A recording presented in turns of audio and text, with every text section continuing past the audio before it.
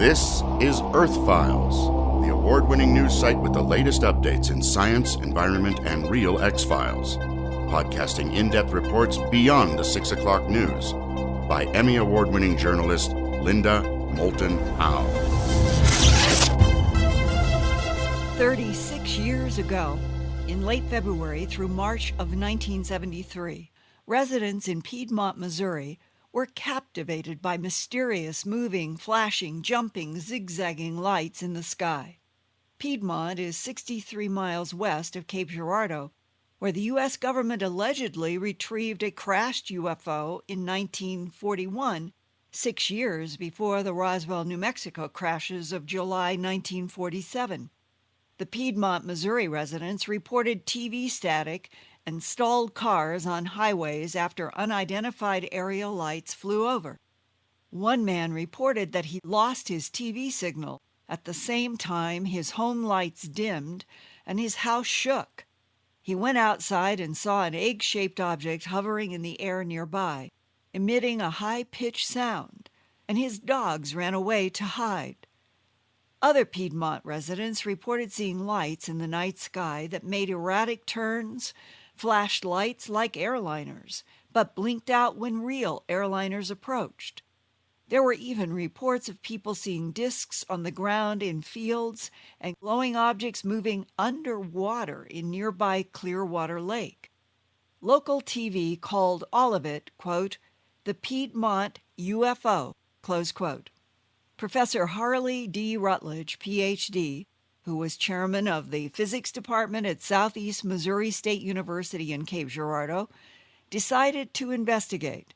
Professor Rutledge organized a team of observers with Questar telescopes, sophisticated frequency monitoring equipment, and cameras.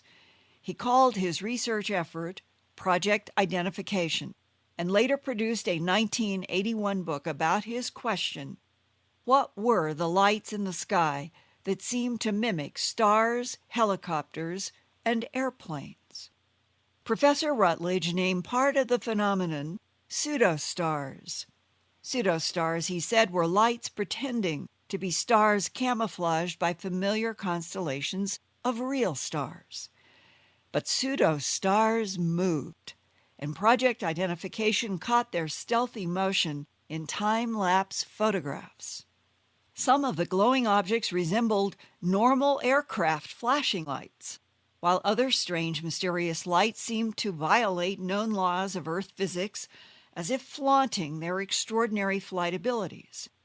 But what baffled Professor Rutledge most were lights in the sky that repeatedly seemed to react to the Project Identification people observing the lights. Now, in 2009, about 150 miles southeast of Piedmont, Missouri, in Nashville, Tennessee, on the western edge of town, more lights have appeared since October 2008 that also seem to mimic stars, helicopters, and airplanes.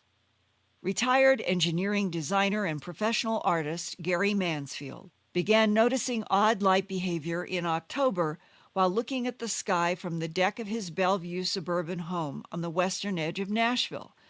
Since then, over the past 8 months, Gary says he has seen at least 50 aerial objects that baffle him, as well as his fiancée, Kim, who has been a second eyewitness on many of the light events, including February 16, 2009, at 9:40 p.m. Central. A straight line of vivid light suddenly appeared in the sky without motion. And we stepped out onto the deck. It was dark outside, probably 8:30, 9 o'clock.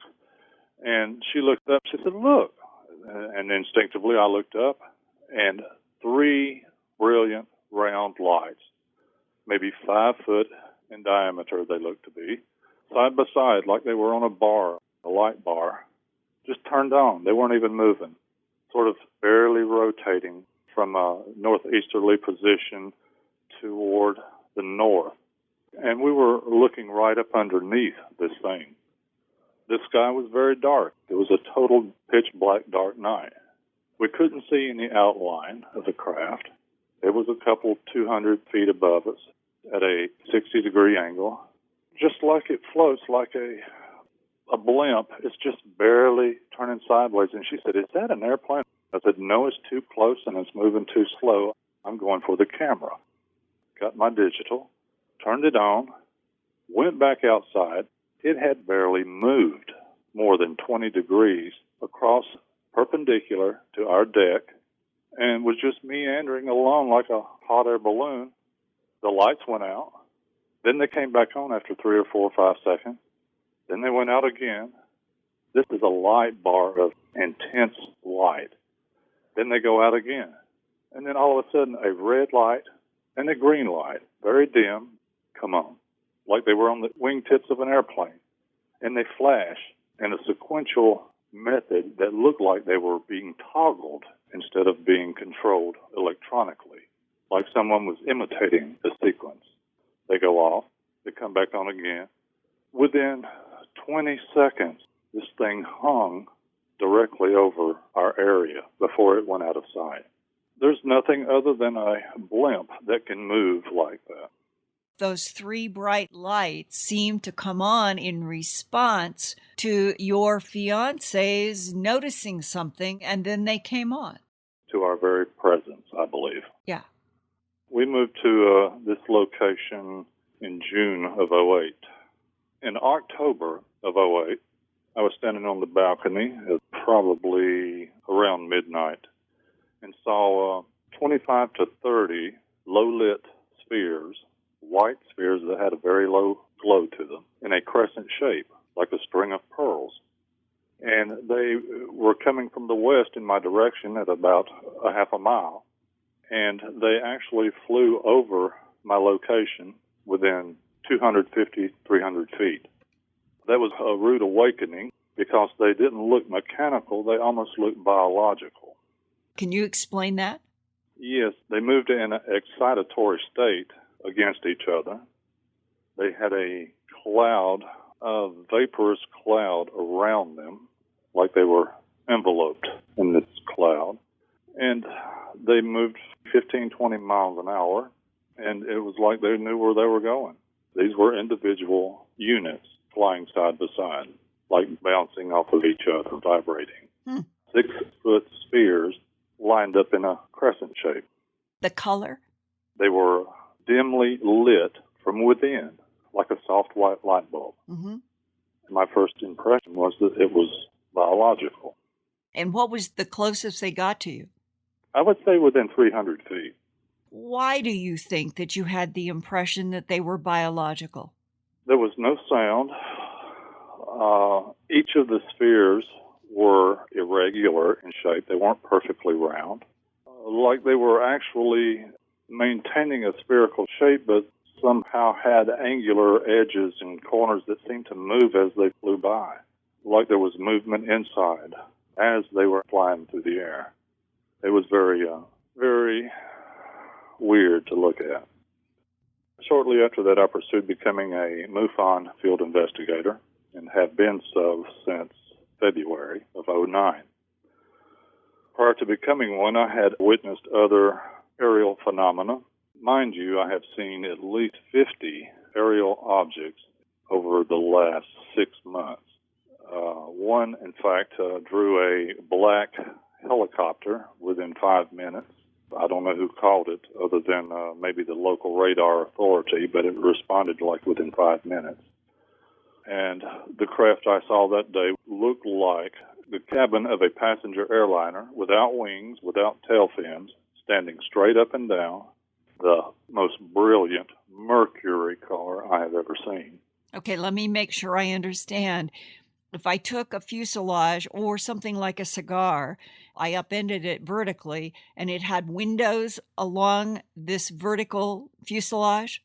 No, ma'am. It had no windows whatsoever. It was a solid mass of brilliant mercury-colored surface, which was ascending very slow, almost at the speed of a helium balloon if you let it go.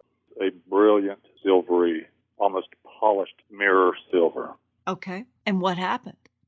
Well, it got to a certain point, and I reached for my binoculars that I had on the deck and was bringing them up, and about the time I got them to my eyes, it started vanishing. I mean, not by speed, not by a movement of speed vanishing, but it began to disappear slowly, like it was losing the integrity of its visual image.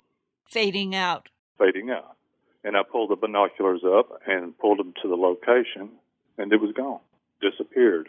Did you have a sense that it was the act of your reaching for your binoculars that caused it to fade away? I did since then.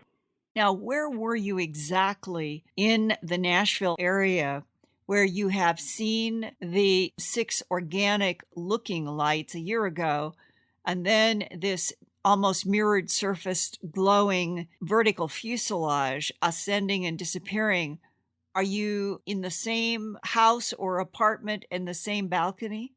I am indeed, which is on the west edge of Nashville as far as the suburban area. That was a year ago, correct? Correct. Now we're speaking on June 2nd, 2009. What has happened in the past week that Eddie called me about? This was on the 26th, 4:35 a.m. in the morning. I did an all-night sky watch, had a beautiful clear night. A stationary flash of light caught my eye at a 45-degree angle southwest. I turned my attention to it, and I noticed a point of light appear. Actually, I flashed it back. With what kind of flashlight? With a high-powered Q-beam light. I had been seeing the same light characteristic flash in the same area of sky several times over the last 2 weeks. So I decided to try and see if I could invoke some interaction with it. And sure enough, it flashed back. And when it did, I noticed another light start moving toward this stationary light. As it approached it and began to pass it, I flashed it with the light again, and it stopped, just past the stationary object. Now I have 2 stationary objects. One is maintaining its lit characteristic, and the other one is not. So I flashed it again, trying to provoke more interaction. The one that was moving starts off to the southwest, and this other light flashes me back, except the flash lasts a lot longer, and I can tell that it's in my direction. And actually noticed another brilliant light that appeared off to my northwest. It lit up like a Roman candle, which was very strange.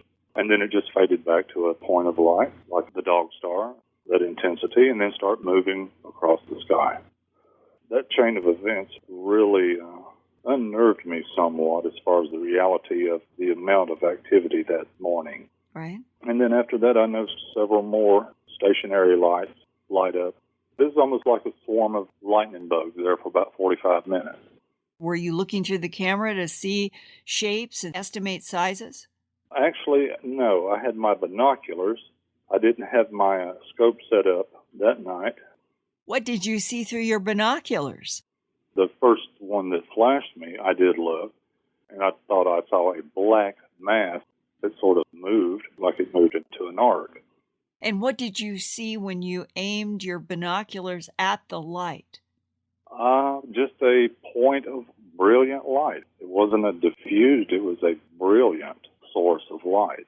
You noticed a black mass. Was it through the binoculars or when you took your eyes away from the binoculars and looked at the sky? This was through the binoculars. It appeared like a section of the dark sky moved. No, it was actually darker than the ambient light of the sky. And did the dark section that moved have a shape? Yes, it was globular. And was it close to the bright light? Yes, I believe that it was the source of the light. All of this occurred around the 4-something a.m. time on May 26th? Actually, from 4:35 to 5:25. That was May 26th, and we're talking on June 2nd. So in the last 7 days or so, what else have you seen? The most important one, which is the one I submitted to MUFON. At 8:30 p.m. on the 31st, I began setting my scope up for a night of sky watch. The sky was crystal clear. I was finishing setup when my better half stepped out and said, "Look, a light just came on near that plane." I looked and saw a commercial airliner had descended its approach from the west and was 30 miles out of Nashville International Airport at an altitude of maybe 2,500 feet. The light that she referred to was almost suspended in midair as the plane continued past it. I then saw this light slowly accelerate into an arc until it was now flying directly behind the airliner at 1/4 mile, at nearly the same altitude and following at a slower speed. I quickly turned my scope on the plane to check the focus, which was dead on, and then back to the light, which was following. I could clearly see that the object was gray-black, 20 to 25 feet long, estimated, maybe 1/3 the airliner cabin depth, and had a bright, diffused light underneath it. The light did not appear to be a projecting light, but an energy source, very brilliant white. Another peculiar oddity is that the object appeared to have a clear gelatin-like shroud around as it flew through the air. Meaning? Much like the chain of pearls, the biological thing that I saw, much like it was moving as if you were looking through a fluid container in wavy motion. This wavy motion with that organic quality is about 1/4 mile behind the airliner that's landing. Yes, I have seen this light several times this month. In fact, it may be actually that black mass light that I saw in the same vector of sky. If so, I've seen it 3 times in the last 2 weeks. There was enough sunset for me to actually recognize the plane as an inbound Delta flight when I checked my focus on it. And what happened? The object, I tracked it with my telescope at 35x. The object was roughly 1 1/4 miles away till I lost it at the edge of the building, and it continued on and out of view. Very strange that it would follow a passenger plane. Did you try to follow up with Delta to see if any pilot had reported an unidentified object doing an arc? Not on the plane, I haven't. No, because I had already called the airport authorities on this first 26 incident, trying to get some radar confirmation on all that happened early in the morning. I finally got in touch with a control tower and identified myself as a field investigator with MUFON and informed him that I was investigating a case. And he laughed and said that he was going to consider this call as a prank call. And then he proceeded to hang up in my face. Wow. I was very humiliated at that point that he would not take me serious. You're paying attention to a phenomenon that seems to be displaying itself for you because of your consciousness. And when you try to go to the very places post 9/11 that should have great concern about unidentified and mysterious objects behind airliners, they tell you they think it's a prank call and hang up. Evidently. Think about the irony of all of this post 9/11. I like to fly, but now that I know that there are things that follow the plane, I'm not so sure that I like it as much anymore. I had been noticing these flashes of lights periodically in the sky at night, which is what got me interested all over again in sky watching for things other than stars and planets. And one night about 8:45, I believe, it must have been November. It was cold, very cold, maybe December, right at the end of the year. But the light just came on all of a sudden. Got bright and then receded back to its star-like quality and then started moving gradually and picking up speed very rapidly until it was going about as fast as a typical full-throttled passenger plane, what I estimated to be about 450, 500 miles an hour through the air.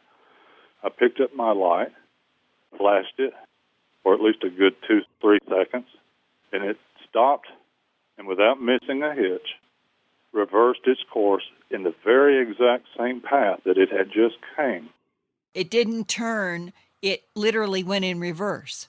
It literally went in reverse at 400 to 500 miles an hour and came right back to the position in front of me and went out. Without slowing down, it just turned the lights out.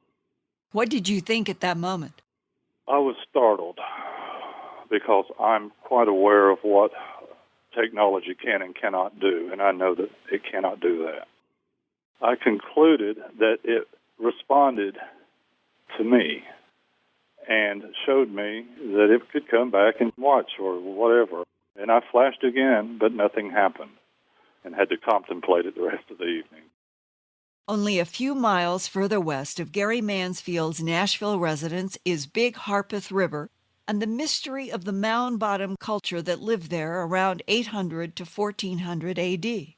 Also known as the Mississippian culture or Temple Mound Builders, their agriculture was sophisticated and there were 14 mounds and some open plazas.